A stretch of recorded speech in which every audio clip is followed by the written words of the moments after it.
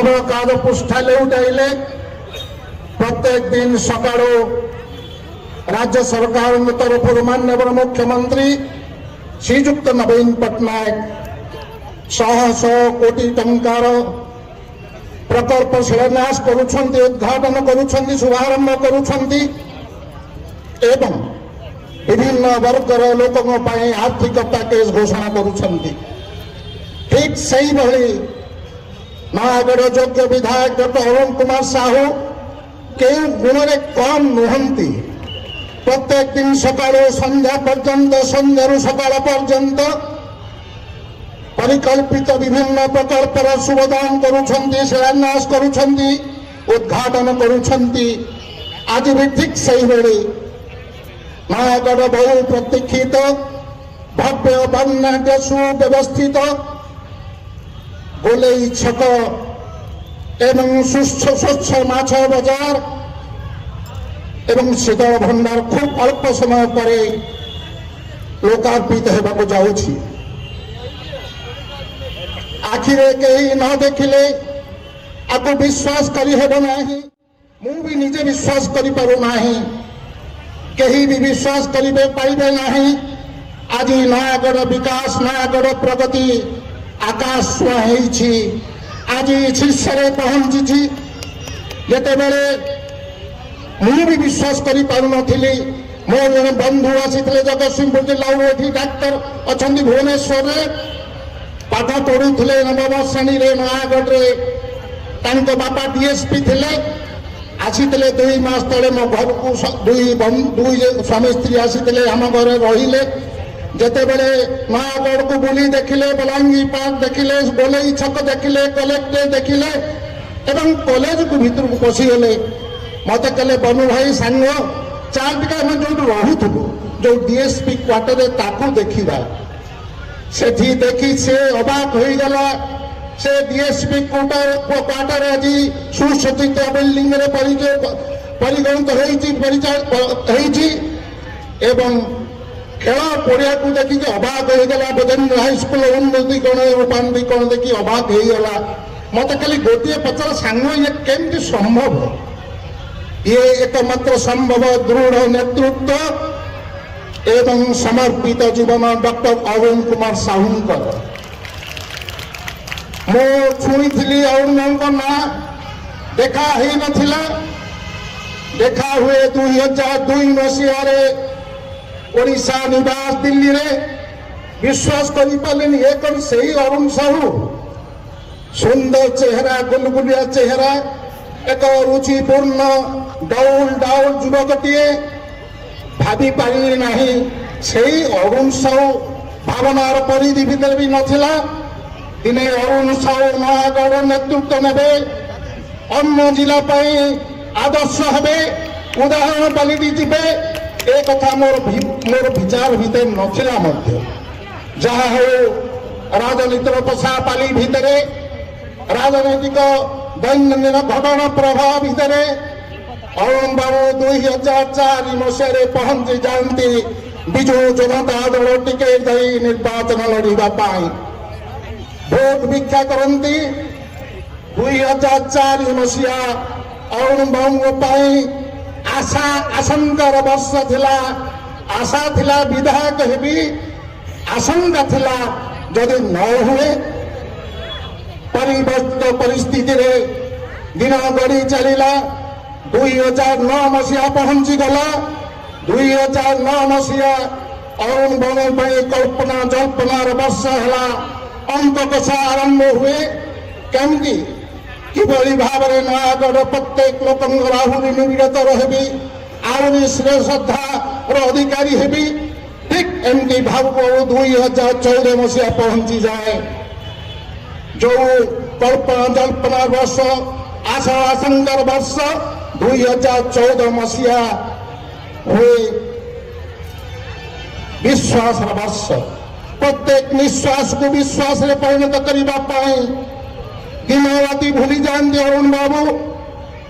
अत्यंत परिश्रम, अविश्रांत परिश्रम, निरविच्छिन्न उद्यम पहुंची जाती समस्त द्वारे ଖରା ନାହିଁ, ତରା ନାହିଁ, ଦିନ ନାହିଁ, ରାତି ନାହିଁ, ସୂର୍ଯ୍ୟୋଦୟ ନାହିଁ, ସୂର୍ଯ୍ୟାସ୍ତ ନାହିଁ, ପହଞ୍ଚି ଯାଆନ୍ତି ସମସ୍ତଙ୍କ ଦୁଆରେ। ଅରୁଣ ବାବୁ କେଉଁଠି? ଉଦୁଉଦିଆ ଦ୍ୱିପହର ହେଇଥିବ, ଢୁ ଢୁ ବର୍ଷା ହଉଥିବ, ମାଘ ମାସର ଶୀତ ଝାଡ଼ ପଡ଼ିଥିବ, ସକାଳୁ କୁହୁଡ଼ିର ଆଚ୍ଛାଦିତ ସହର କୁହୁଡ଼ି ଘର ଭିତରେ ଥିବ। ଅରୁଣ ବାବୁ କେଉଁଠି? ଅରୁଣ ବାବୁ ଲୋକଙ୍କ ଦୁଆର ମୁହଁରେ, ଗାଁ ଦାଣ୍ଡରେ, କୋଠ ଘରେ, ଲୋକଙ୍କ ସାମ୍ନାରେ। ପ୍ରତ୍ୟେକ କାର୍ଯ୍ୟରେ ଅରୁଣ ବାବୁଙ୍କ ଯୋଗଦାନ ନନ୍ଦା ବ୍ରତଘରଠୁ ଆରମ୍ଭ କରି ନାଣ୍ଡି ବାହାଘର ପର୍ଯ୍ୟନ୍ତ ପ୍ରତ୍ୟେକ କାମରେ ଯୋଗଦାନ ଏବଂ ତାଙ୍କର ଉତ୍ସାହ, ତାଙ୍କର ସମ୍ପୃକ୍ତି, ତାଙ୍କର ଉପସ୍ଥିତି। ଏମିତି କରୁ କରୁ 2019 ମସିହା ପହଞ୍ଚିଯାଏ। ଯେଉଁ 19 ମସିହା ତାଙ୍କ ପାଇଁ ଭରସାର ବର୍ଷ ହୁଏ। ଭରସା କିଭଳି ଭାବରେ ଲୋକମାନଙ୍କରେ ପହଞ୍ଚିବି, ବିଶ୍ୱାସ ସାଙ୍ଗରେ ଭରସା ଯୋଡ଼ି ହୋଇଯାଏ। ଭରସାର ପାତ୍ର ହୋଇଯାଆନ୍ତି ଅରୁଣ ବାବୁ। ରାଜନୈତିକ ଜୀବନରେ ରାଜନୈତିକ ବ୍ୟକ୍ତି ବିଶେଷ ଜଣେ ଭରସା ଯୋଗ୍ୟ ହେବେ, ଏ କଠିନ ଶବ୍ଦ। ରାଜନୈତିକ ବ୍ୟକ୍ତିମାନଙ୍କ ପାଇଁ ଭରସା ଏକ କଠିନ ଶବ୍ଦ। ତଥାପି ଅରୁଣ ବାବୁଙ୍କର ନିଷ୍ଠା, ଉଦ୍ୟମ, ଅରୁଣ ବାବୁଙ୍କର ଚେଷ୍ଟା ପ୍ରଚେଷ୍ଟା ଏବଂ ତାଙ୍କର ସାଧନା, ତପସ୍ୟା ବୋଲି ମୁଁ କହିବି। ତାହାରି ଫଳରେ ସେ ସମସ୍ତଙ୍କର ସାରା ନିର୍ବାଚନ ମଣ୍ଡଳୀର ଭରସା ଯୋଗ୍ୟ ଜଣେ ମଣିଷ ଭାବରେ ଗଣା ହେଲେ। ଯାହାକୁ ଆମେ ଇଂରାଜୀରେ ଡିପେଣ୍ଡେବୁଲ ବୋଲି କହୁଛେ। ଦି most dependable political personality doctor Arun Kumar Sahu. ଏମିତି 2019 ମସିହା ଗଡ଼ିଯାଏ।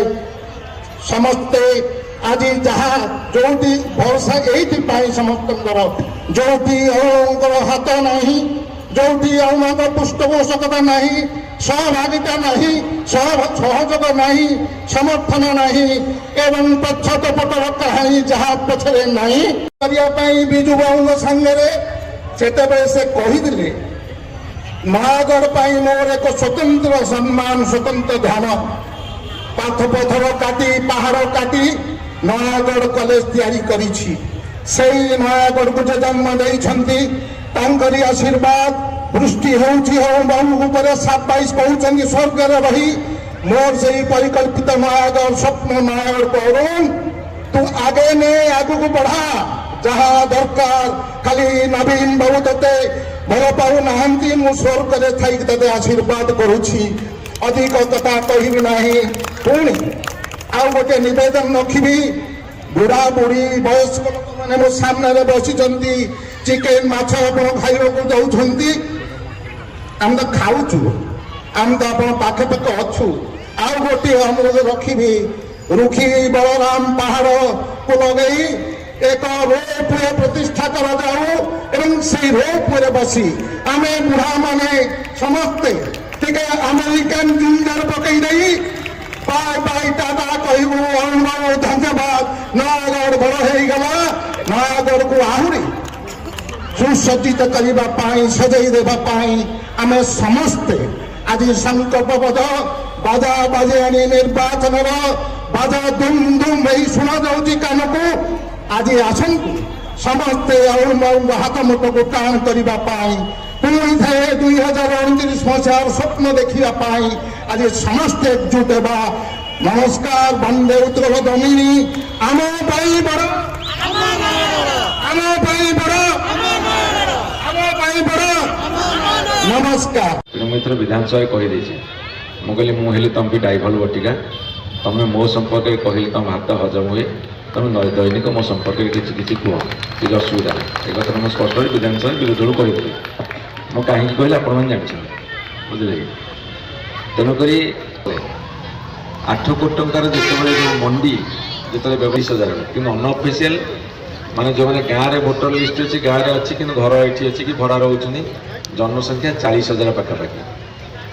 ତେଣୁକରି ସେ ଯେଉଁ ଭିଡ଼ିଓରେ ସେ ଦେଖେଇଲେ ଯେ ଯେତେବେଳେ ପୁରୁଣା ବସ୍ ଷ୍ଟାଣ୍ଡଟା ତିଆରି ହେଇଥିଲା ସେତେବେଳେ 10,000 ଭିତରେ ସୀମିତ ଥିଲା 30-32 ବର୍ଷ ତଳେ ଜନସଂଖ୍ୟା।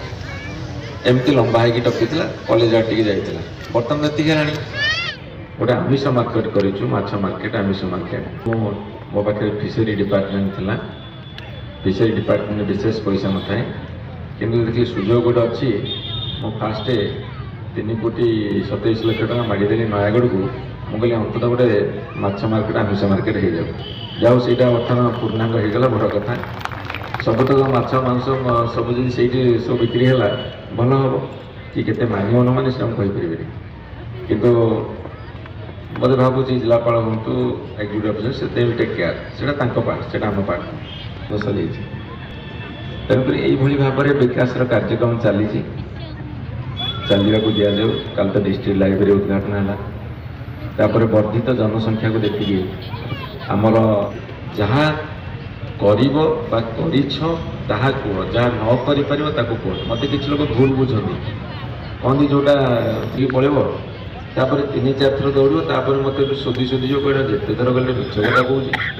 ବରଂ ଥରେ ମିଛକୁ ଆଭଏଡ଼ କରିବାକୁ ଗଲେ ବରଂ ସତ କଥା କହିବା, ଏଇ କଥାଟା ମୋ ହାତରେ ହେଇପାରିବ, ଏଇ କଥାଟା ହେବନି। କଲରାଟା ଖାଇବାକୁ ପିତା ଲାଗିପାରେ କିନ୍ତୁ ଦେହ ବି ତ ହିତ ନା। ଆଉ ସୁଗାର କୋଟେଡ୍ କଥା କହିବ, ପୁରା ଏକଦମ ଆଉଁସି ଦେବ, ଛାଲ ଛାଡ଼ିଯିବ, ଦେଖିବ କାମ ହେଉନଥିବ। ମୁଁ ସେଇମାନଙ୍କ ଭିତରେ ନାହିଁ ଭାଇ, ମୋତେ ଟିକେ କ୍ଷମା କରିବ। ତେଣୁ କଥା ଦେଇଥିଲୁ ଯେତେବେଳେ କଲ୍ୟାଣ ମଣ୍ଡପ, ଯାହା ଭଗବାନଙ୍କ ଦୟାରୁ ମାନ୍ୟବର ପଟ୍ଟନାୟକ ଆମ ସହରକୁ 4ଟି କଲ୍ୟାଣ ମଣ୍ଡପ ସାଂସନ କଲେ। ସେପଟେ ଆମର ହରିହରପୁର ନବରଙ୍ଗପୁର ପଟକୁ ଟାଉନର ସବୁ ଦିଗରେ ଦେଖନ୍ତୁ ଜନସାଧାରଣଙ୍କୁ ଗୋଟେ ଭରସା ଅଛି, ଯେଉଁ ବିଶ୍ୱାସଟା ଅଛି ଯେ ଇଏ ଯେଉଁ କାମଟା କରୁଛି ଏଇଟା ଆମ ଭଲ ପାଇଁ, ମୋର ସେଟା ଅନୁଭବ ହେଇଛି। ତେଣୁକରି ଏଠି 90% ଲୋକଙ୍କର 95% ଲୋକଙ୍କର ନୀରବରେ ସେ କାମ ଗୁଡ଼ାକ କରିପାରେ। ଏଇଟା ମୋର ଆଜି ସନ୍ଧ୍ୟାରେ ମୁଁ ଆଜି ବଡ଼ ସ୍ୱୀକାରୋକ୍ତି କରୁଛି। ଏଇଟା ମୋ ମନର କଥା, ହୃଦୟର କଥା, ଅନୁଭବର କଥା। ମୁଁ ଯାହା ଅନୁଭୂତି ଭିତରେ ଆଣିଛି, ଜନସାଧାରଣଙ୍କର ଗୋଟେ ଭରସା ଆସିଯାଇଛି ଯେ ଏ ଯେଉଁ କାମଟାରେ ହାତ ଦେଉଛି ସେଇଟାକୁ ସେ ଶେଷ ପର୍ଯ୍ୟନ୍ତ ନିଖୁଣ ଭାବରେ କରିବାକୁ ଚେଷ୍ଟା କରୁଛି।